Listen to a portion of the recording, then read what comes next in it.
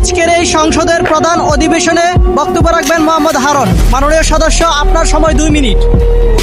ধন্যবাদ মাননীয় স্পিকার। মাননীয় স্পিকার, আজ আমি সংসদ সদস্য হিসেবে নয়, একজন সাধারণ মানুষ হিসেবে কথা বলতে দাঁড়িয়েছি। সামাজিক যোগাযোগ মাধ্যমে ভাইরাল হওয়া ছোট ছোট নিষ্পাপ শিশুদের মুখ, রামিসা, আসিয়া, তায়েবা, ফাহিমা, দোলা, এরা শুধু নাম নয়, এরা আমাদের বিবেকের আর্তনাদ। মাননীয় স্পিকার, যে বয়সে তাদের হাতে থাকার কথা ছিল বই পুতলার রঙিন স্বপ্নাকার, সেই বয়সে তারা হয়েছে ধর্ষণের মতো এই জঘন্য কাজের শিকার। এই নিষ্ঠুরতা শুধু একটি পরিবারের কান্না নয়, এটি পুরো জাতির ব্যর্থতা। মাননীয় স্পিকার, আজ সারা দেশের মানুষের মনে একটাই প্রশ্ন মাননীয় স্পিকার, আর কত শিশু হারালে আমরা জাগবো? কবে এই শিশু ধর্ষণের বিচার পাবো? আর কত মায়ের বুক খালি হলে অপরাধের বিরুদ্ধে কঠোর ব্যবস্থা নেব?